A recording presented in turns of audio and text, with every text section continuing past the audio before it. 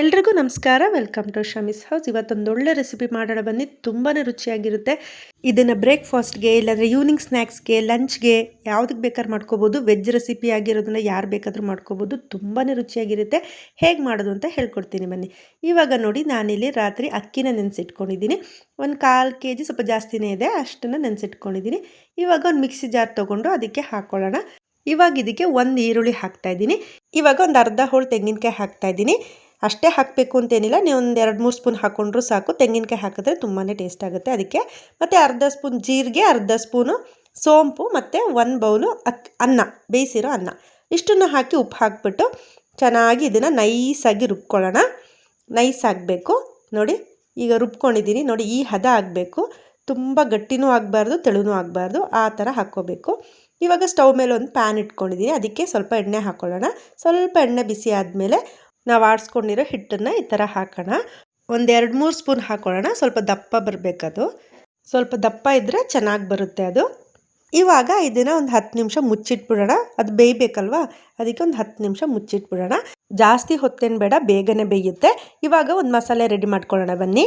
ಒಂದು ಪಾತ್ರೆ ತೊಗೊಂಡು ಅದಕ್ಕೆ ಕಾಶ್ಮೀರಿ ಮೆಣಸಿನ ಪುಡಿ ಒಂದು 2 ಸ್ಪೂನ್ ಹಾಕ್ತಾಯಿದ್ದೀನಿ. ಮತ್ತು ಒಂದು ಚಿಟಿಕೆ ಅರಿಶಿನ ಪುಡಿ ಮತ್ತು ಉಪ್ಪು, ಇಷ್ಟನ್ನು ಹಾಕ್ಬಿಟ್ಟು ಸ್ವಲ್ಪ ನೀರು ಹಾಕಿ ಪೇಸ್ಟ್ ಥರ ಮಾಡ್ಕೊಳ್ಳೋಣ. ತುಂಬ ಗಟ್ಟಿಯಾಗಿ ಬೇಡ, ಸ್ವಲ್ಪ ತೆಳುವಾಗೇ ಇರಲಿ ಅದು.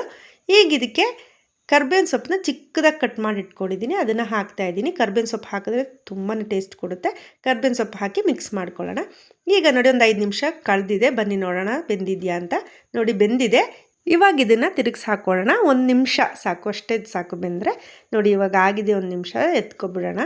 ನೋಡಿ ರೆಡಿಯಾಗಿದೆ. ಇವಾಗ ಇದನ್ನೊಂದು ಪ್ಲೇಟ್ಗೆ ಇಟ್ಕೊಂಡು ನಾವೀಗ ಇದನ್ನ ಈ ಥರ ಕಟ್ ಮಾಡ್ಕೊಳ್ಳೋಣ. ಯಾರೆಲ್ಲ ನನ್ನ ಚಾನಲ್ ನೋಡ್ತಾ ಇದ್ದೀರಾ, ಪ್ಲೀಸ್ ಸಬ್ಸ್ಕ್ರೈಬ್ ಮಾಡ್ಕೊಂಡು ನೋಡಿ, ಸಪೋರ್ಟ್ ಮಾಡಿ. ಯಾರೆಲ್ಲ ಸಬ್ಸ್ಕ್ರೈಬ್ ಮಾಡಿದ್ದೀರಾ, ಥ್ಯಾಂಕ್ ಯು ಸೋ ಮಚ್. ನೋಡಿ ಇವಾಗ ಈ ಥರ ಕಟ್ ಮಾಡ್ಕೊಳ್ಳೋಣ. ನೋಡಿ ಕತ್ರಿಲಿ ಈ ಥರ ಚಿಕ್ಕ ಚಿಕ್ಕ ಪೀಸಾಗಿ ಮಾಡಿಕೊಂಡ್ರೆ ಆಯಿತು, ಅಷ್ಟೇ. ನೋಡಿ ಈ ಥರ.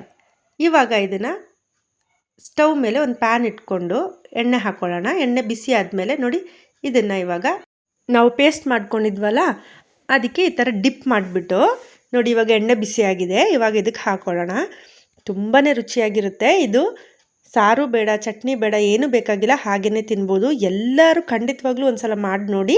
ಎಲ್ರಿಗೂ ತುಂಬಾ ಇಷ್ಟ ಆಗುತ್ತೆ ನಿಮ್ಮ ಮನೇಲಿ. ಮತ್ತು ಲಂಚ್ ಬಾಕ್ಸ್ಗೂ ಮಾಡ್ಕೊಡ್ಬೋದು, ಈವ್ನಿಂಗ್ ಸ್ನ್ಯಾಕ್ಸ್ ಆಗೂ ಮಾಡ್ಕೋಬೋದು. ನೋಡಿ ಅಕ್ಕಿ ನೆನೆಸಿಟ್ಕೊಂಡ್ರೆ ಸಾಕಲ್ವ, ಎಲ್ಲ ಮಾಡ್ಕೋಬೋದಲ್ವ. ನೋಡಿ ಇವಾಗ ಇದಾಗಿದೆ. ನೋಡಿ ಸರ್ವ್ ಮಾಡ್ತಾಯಿದ್ದೀನಿ. ನೋಡಿ ಎಷ್ಟು ಚೆನ್ನಾಗಿ ಬಂದಿದೆ. ತಿನ್ನೋದಕ್ಕೂ ಅಷ್ಟೇ ರುಚಿಯಾಗಿರುತ್ತೆ. ನೋಡಿ ಒಳಗಡೆ ಎಲ್ಲ ಎಷ್ಟು ಚೆನ್ನಾಗಿ ಬಂದಿದೆ. ಎಲ್ಲರೂ ಮನೇಲಿ ಟ್ರೈ ಮಾಡಿ, ಹೇಗೆ ಬಂತು ಅಂತ ಕಮೆಂಟ್ ಮಾಡಿ. Thank you so much.